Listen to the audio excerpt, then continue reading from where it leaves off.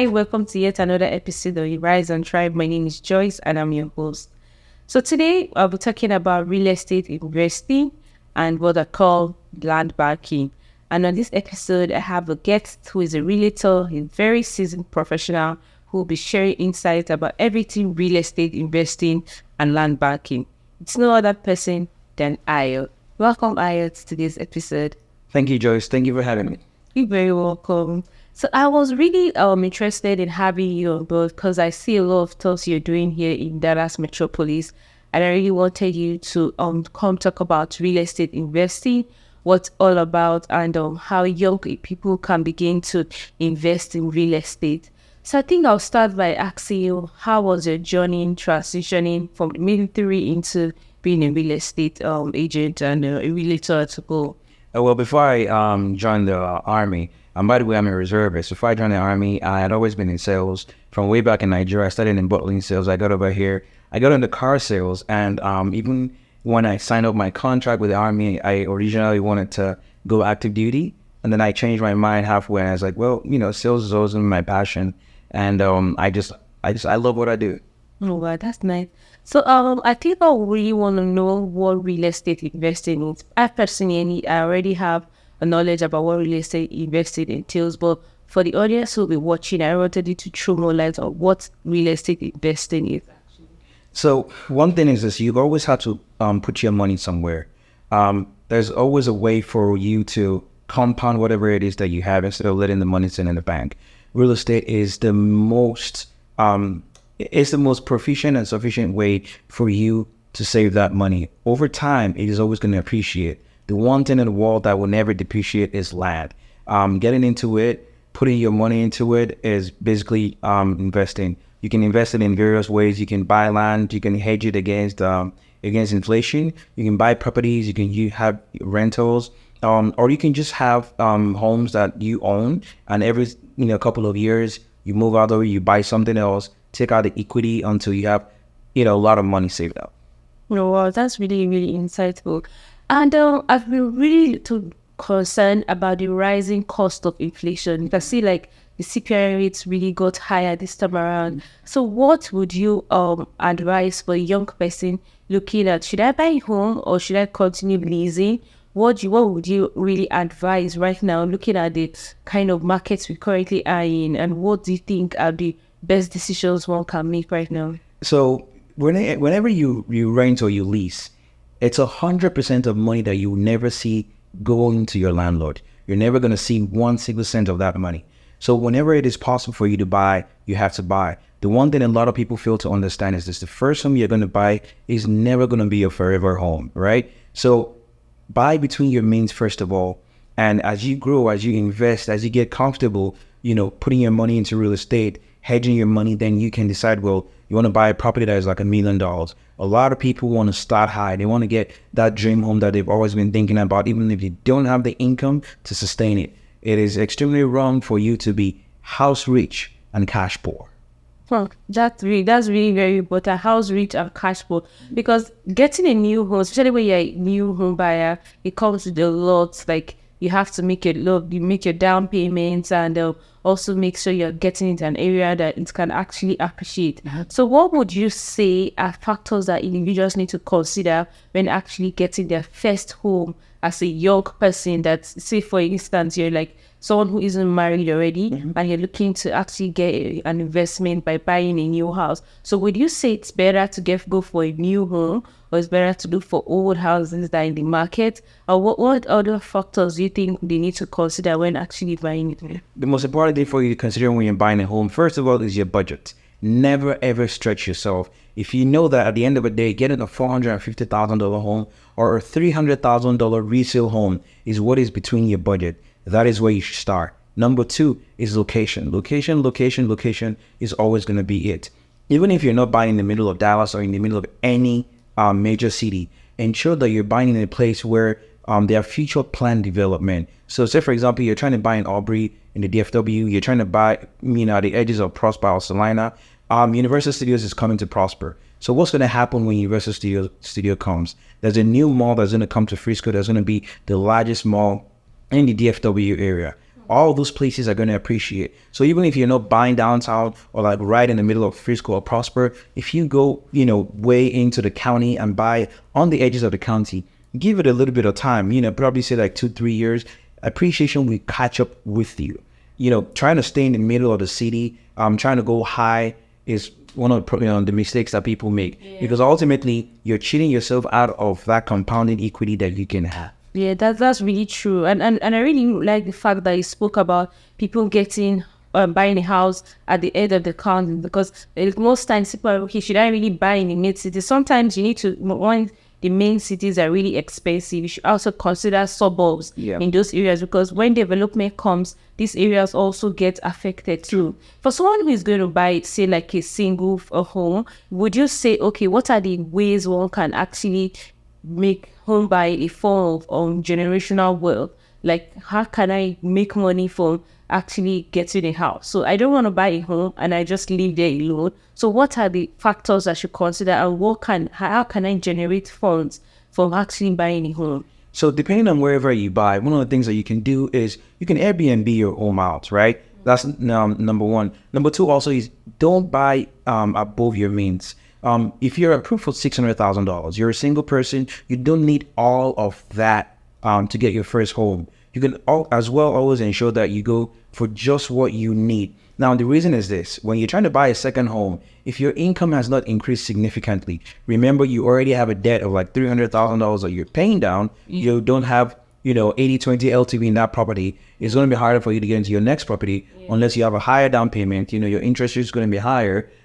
So it just makes sense for you to get just what you need. That way, when you're moving into the next property, you can do that, rent out the first property, and after a couple of years, you can rinse and repeat, do the whole process all over again. Or if possible, you can then move on to getting a commercial loan, just to ensure that you can keep getting acquiring properties if you don't want to go the commercial route entirely. Yeah, and I also advise young people, say if you're like the age of 18, currently living in America, you could get an account where you begin to save, like, because once you're 18 here, you work, right? Yeah. So you can begin to save, like, say $500 every month. If you save $500 for a whole year, that's like $6,000. And then if you now have to stay, because I do not actually advise people to leave their parents' home, except maybe you want to go for school, or you want to go, maybe your job takes you somewhere far. But I really advise people to live with their parents, get to save, because that way you are able to save enough money. Just imagine if you save like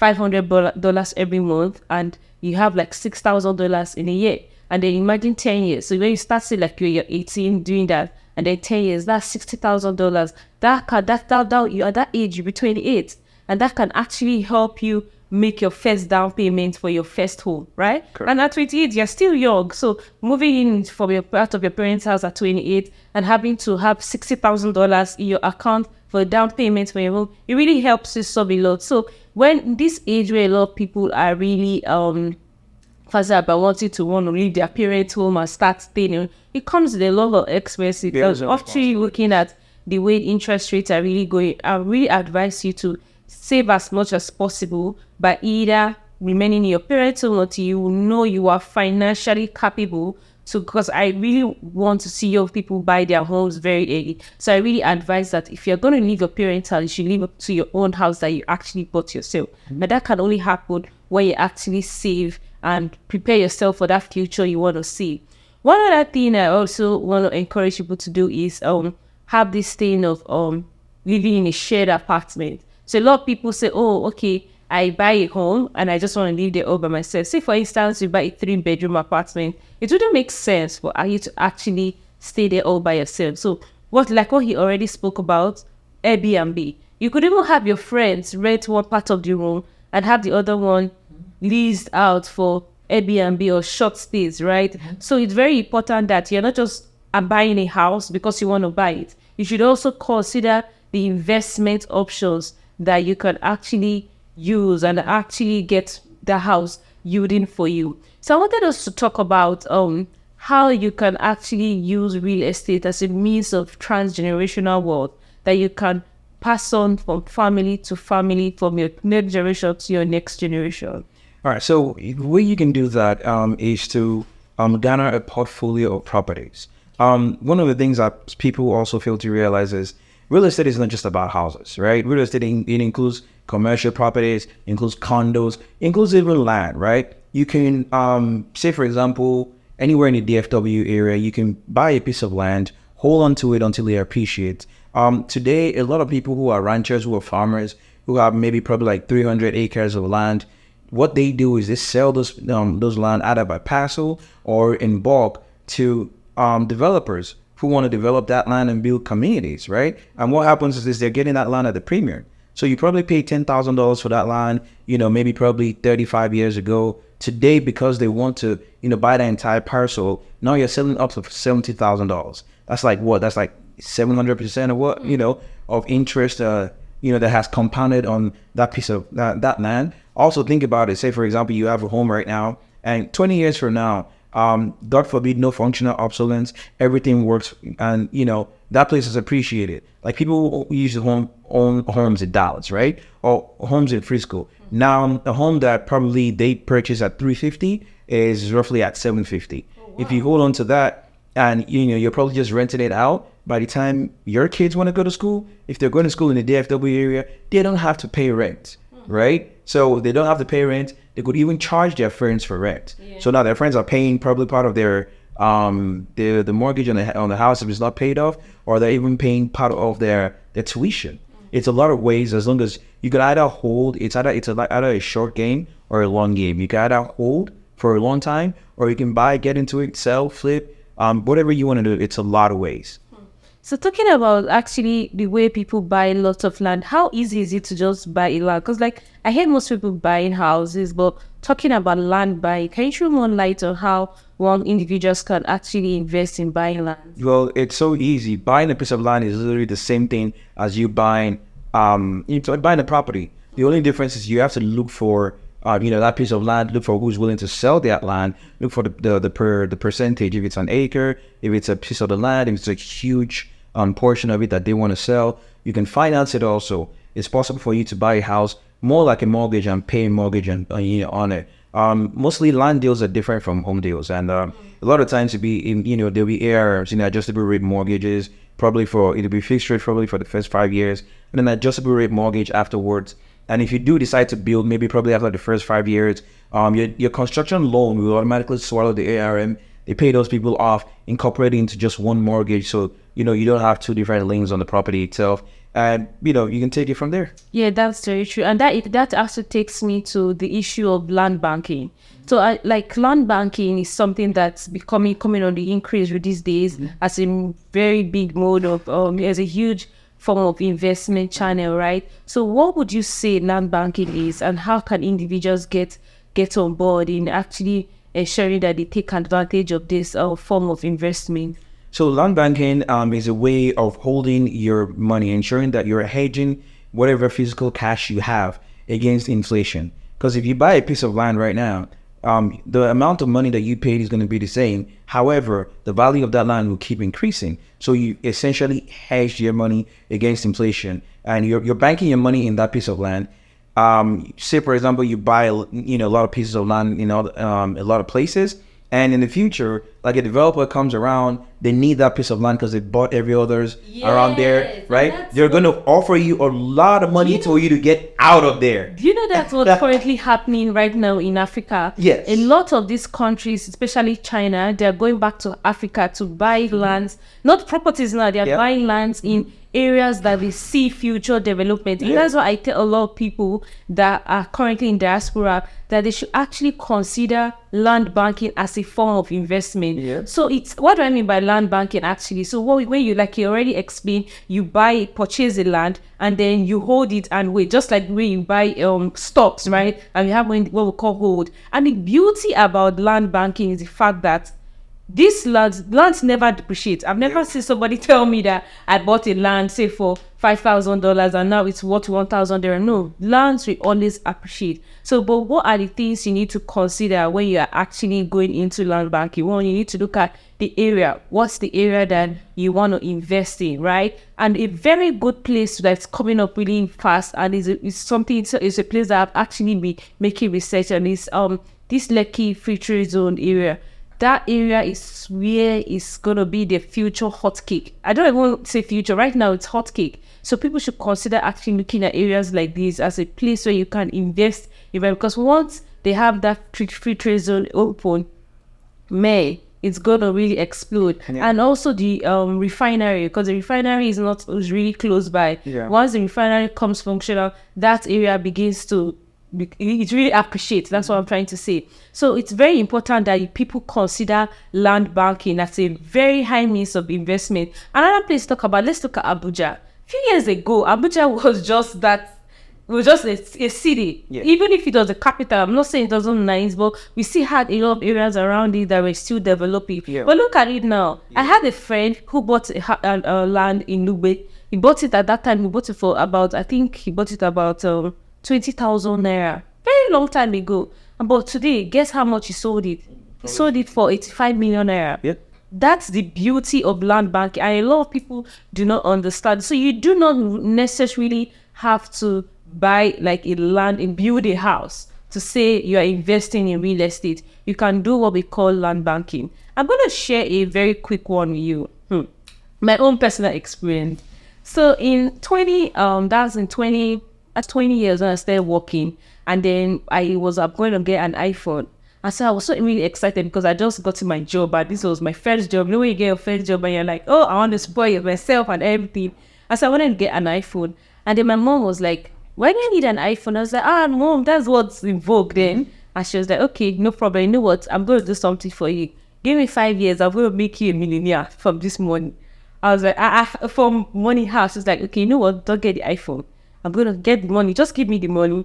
In 5 years' time, I'm going to make you a millionaire. But it didn't really sound like, okay. But I just I just started trust her, and then I gave her the money. And then she told me, then I was earning about 80,000 naira, which wasn't a big deal. They just okay to keep me. So I was staying with my mom, and then I was working. She told me, you know what, just every month give me 20,000 naira for my money. I found that a very huge commitment. So for a period of 1 year, I was giving her 20k. Every time I just get my salary, I take out my tithe, and then I give her 20k. So at the end of the year, it was already 240. You know, she added it to the money that I was going to use to buy that iPhone, and then she bought me my first land. So my first property, I had it at the age of 21. Nice. I was pretty young, and I didn't know the value of it. And she was just like, you know what, I'm not buying this property for you to build a house or anything. So we bought it, we got it surveyed, we got it registered, and then we first it. And then she gave me the documents. So I just had it, and I was like, oh wow. Fast forward, and then I met my boyfriend. I had a boyfriend then so I had that already. And so in 2016, I had a boyfriend, and then he was like, oh, okay, he was going to celebrate our anniversary. That was in 2017. He was going to celebrate our anniversary and also my birthday, which kind of like fell in between, close to each other. And he was like, oh, he was going to give me a MacBook, and then he was going to buy me an iPhone. And I was like, you know what? No, you don't need to buy me this. Just buy me land. And he was like, what would you do? I said, bring that money together. I said the money came to I think it was about 1.670 then. And then he bought me this land. That's for people who are really familiar with Uyo in Nigeria. That was in Shelter Africa Extension. So Shelter Africa Extension in 2017 wasn't a place. Like, it was just there. Do you understand? And so I had to use my own money by myself to get fence. I surveyed it, and actually getting from the idea that my mom had already exposed me. So I got it surveyed and had documented. Do you know, 3 weeks ago, somebody called me and told me that, whoa, I've not built on that land. That's the thing about land banking. So when you are doing land banking, you don't necessarily have to start building. So first thing you do, you actually go ahead and purchase the land, fence it around. I always tell people to fence it, to secure it, so that there's nothing like land encroachments, right? And then you get your documentation. So what do you mean by documentation? You go and survey it. You keep your agreements documents. The agreement document that you write with the individual that's selling the land, and then you keep your receipt also. And so I already had those already done. And so when they reached out to me 3 weeks ago, and they were like, oh, they want to buy the land, I was like, oh, I just casually, because I have somebody who takes care of it, I was just casual about the conversation. I was like, okay, how much do you want to be? And they're like, 35 million.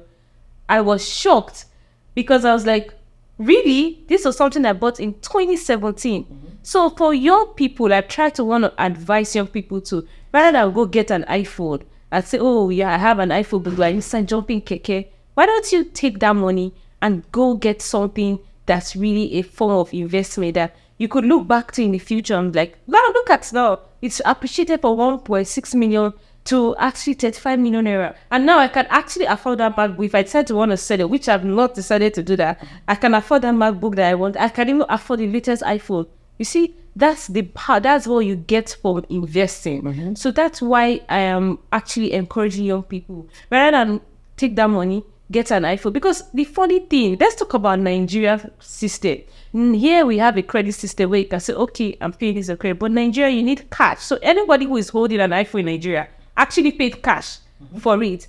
And so imagine if you take that money and buy a parcel of land, no matter how small, you don't need to buy it. Like I told you, I didn't buy it in an eyebrow area. It was somewhere not so good. And at that point when I bought, there was nobody building around that area. It was just fallow land. And so that shows you that you don't necessarily have to go and buy land in Lagos. Because if you stay in small cities like Uyo, Abia, you stay in Ondo, Akure, you could get parcel of lands that are quite affordable, right? And then you could keep it, have it fenced, do your documentation, get your CFO, and then have it kept and say, okay, let me give you the period of 5 years, right? And like I said, if you do not necessarily want to build, you can have people farm on that land. And that's what I usually do for lands. When I get lands, I get people who will farm on it while I'm away. So people know that, okay, there's somebody who is here, right? So it's not like it's a fallow land that's left like that. And so that's how you get to invest. And look down, 5 years, I've closed my eyes. This is 6 years. 6 years have just gone by just like that. And it has appreciated really, really fast. So that's a very, very huge form of investment that people should actually consider doing, land banking. And also, I don't know if you really have any experience as a realtor as regards to land purchasing in the diaspora and also in America. Yes. So if you want to purchase land anywhere, either, in the DFW, because real estate is local, right? So I'm licensed in Texas and in Georgia, but I do, most of my business in Texas. If you're trying to get, parcels of land, it's something I can help with. In Nigeria, it's a more complicated process because, you have to ensure the validity and the authenticity of whatever it is that you're buying. Yeah. But, on the long haul, if you have your money, right? Let's go. Yeah, that's really true, the authenticity of the land. But then I think the issue of land encroachment happens more in big cities like Lagos or other. No. So basically, this is what happens, right? People, a lot of people they can't stand their ground, or they don't pay much attention. So whenever it is that, you buy a parcel of land, there's what we call, meets and bounds. The edges of the property itself. In Nigeria, we use pillars, right? Markers, just based on geographical locations on the face of the earth, on the survey, to actually, mark your land, right? So some people don't. Some people go and they take out the pillar from someone else's property and then move their the encroachment. The encroachment, right? So for me, this is one thing that I told a friend of mine one time. Someone tried that with him. They took almost like 10 feet out of his land into the next thing. I didn't say nothing. I said, listen, go to the nearest military barracks, get some military boys to come along with you. They went to the piece of land and they demolished that fence. The man couldn't see anything because he gave him a notice, first of all, that you knowingly built over your land and into mine. But I think that happens when you actually do not fence your... It does not matter. You don't fence or not, there are markers on everybody's land, and they know what is theirs and what is not there. That's true. So if you knowingly extend your property into somebody else's land, so something else that already has a CFO, that has a survey, then if you're encroaching on my property, I have every right to do whatever it is that I can do. I'm taking the law literally according to what it is. This is not even taking the law into my hands, because I'm not going into your property. I'm taking away from what is on top of my property, and I will not pass my property, my property line. He tried to fight it and everything like that, but the deed was done. And when he went to court, the court simply asked him, was that your parcel of land? He said he was trying to be very, very diplomatic about it. Exactly. So at the end of the day, the judge was like, well, I'm sorry, there's nothing you can do. You encroached on someone else's land, and regardless of anyhow that it happened, he has already gotten his land back. So That's what those are the pros. And that's what as we talk about the pros of all of these forms of investment, it comes with its own risk. yes. And so we would like to also highlight some of the risks that you also experience when actually doing that. But so what are some of the risks that you say that individuals experience when actually going into land purchasing or investments in properties? Okay. So if you're investing in property, let's start from America right here. And the DFW itself, if you're anywhere that you're investing, if you're doing it for the commercial property, you have to be ensured that you're going to get ROI on it, right? You have to look at your capital, your cap rate. You also have to look at your occupancy rate if you're going to have a commercial investment, because if you can't find people constantly for that property and you have to, come out of pocket to pay the mortgage, then in the long run, it's, it just doesn't make any sense. The number two also is ensuring that you are buying a property that is specific to an area for the use that is specific to it, that will bring back money. So take, for example, now, you have a property that you're going probably to the DFW, you're trying to get something in the DFW area, in the Fort Worth area. You know that regardless, the airport is 27 minutes away from, the farthest part of Fort Worth. So it doesn't matter. As advancement keeps moving on there, Fort Worth is going to be a hotkey, right? So you have to Exactly. that. That's different from you going to try to put a rental property in Hazlet, or going all the way to Midlothian and say, well, you want to have a huge commercial property there that you're going to be renting out to people and stuff like that. If it doesn't match the use for that particular area, say for example, you have an area where there is like mostly highways, and then you want to go put up like an African restaurant or like a little restaurant where there really isn't that much of foot traffic, then you're definitely going to be at a loss, right? Sure. That's one of the things. You have to ensure that the use for which that property is intended is located in the right area for of time that you're buying. Going over back to Nigeria, most important thing is the authenticity of the land. The second thing also is to ensure that you can secure the right document, just in case something happens that that, well, this is mine, and even if anything happens, you can seek reparation and say, I'm either getting my money back or I'm getting that piece of land back.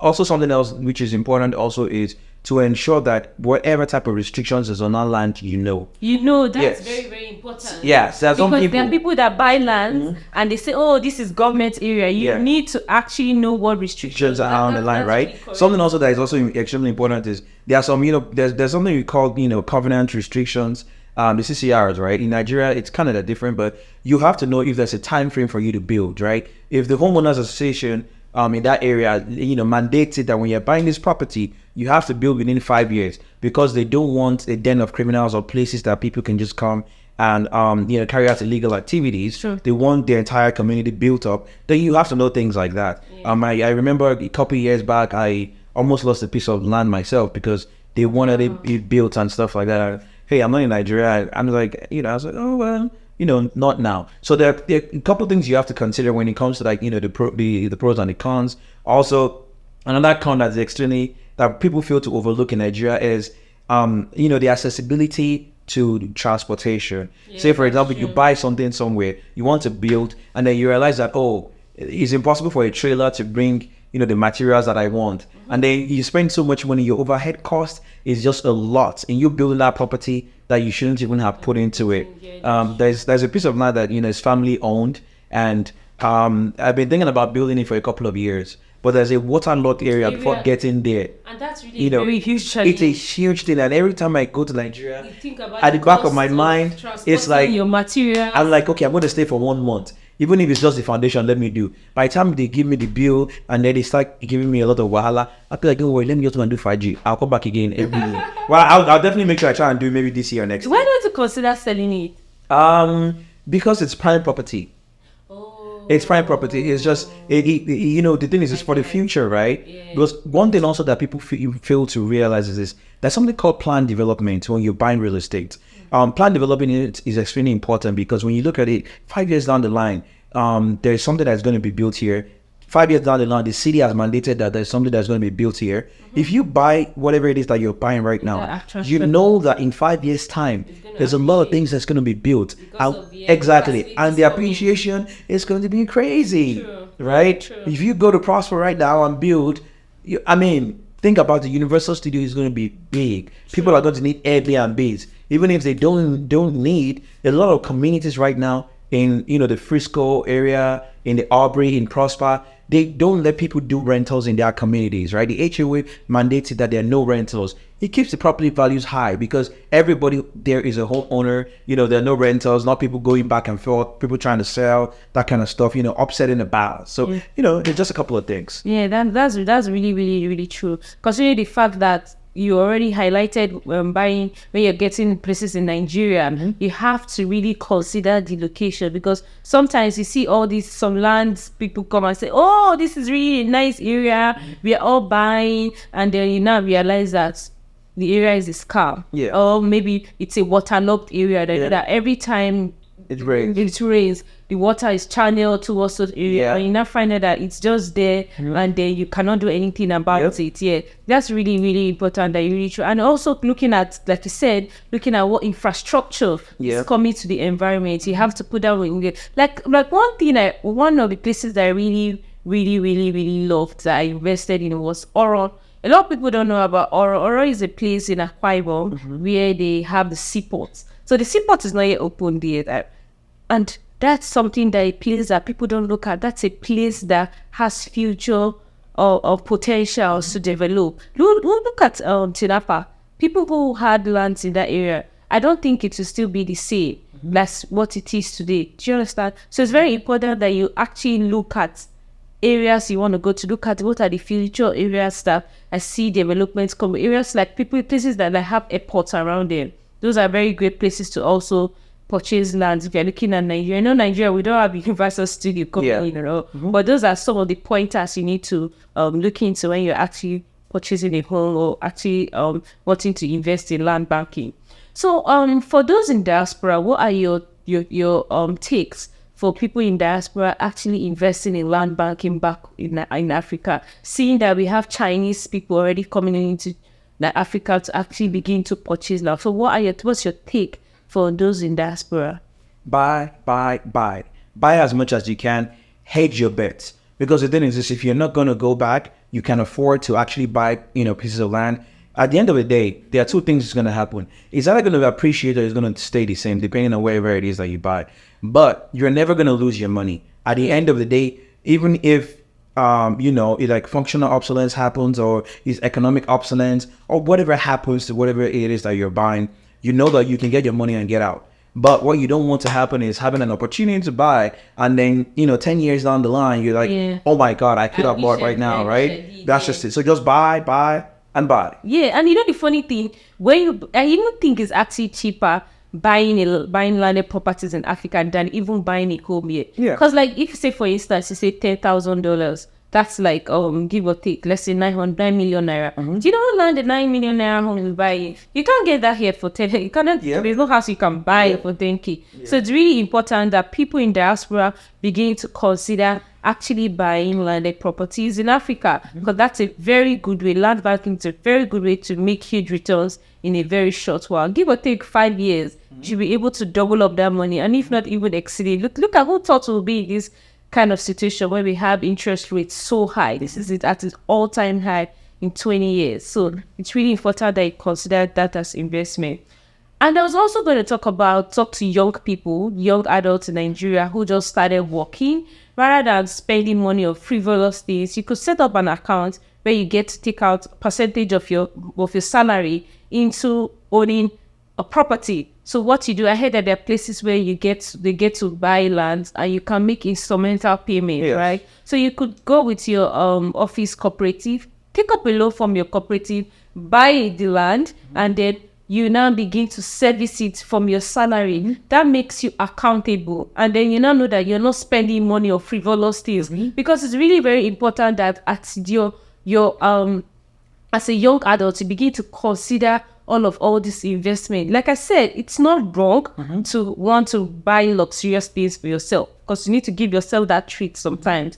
But it's very important that when you're young, you begin to make the right financial decisions. True. And that's why we are making this, taking out this time to actually make young people understand the importance of investing in real estate as a form to build wealth really early. So imagine if now I bought a land, that when I was say 20 and like say 15 years after I want to sell that land, you can imagine how much you should have really appreciated. And it doesn't cost you anything. You just buy it, secure it, have your documents, and then relax.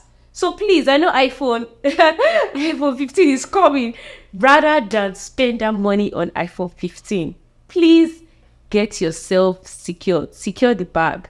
Buy something that 5 years time you'll come back and say, I'm proud I did it for myself, rather than wanting to buy an iPhone and jumping from one keke to another. I am buying iPhone 15, FYI. But you're going to be servicing in your credit. You are not paying cash. It's different from Nigeria. In Nigeria, you have to pay cash. There's nothing like buy and pay later. And which is not wild. If you're saying, I'm going to buy and pay later, it doesn't appreciate. So once you buy it, it begins to depreciate right from when you buy it. So why would you want to waste your money on something like that?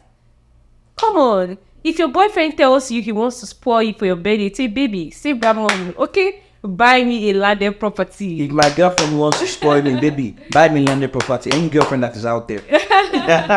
Thank you so much for listening. I hope you're able to get something for it. And I don't know if you have any last words you wanted to share.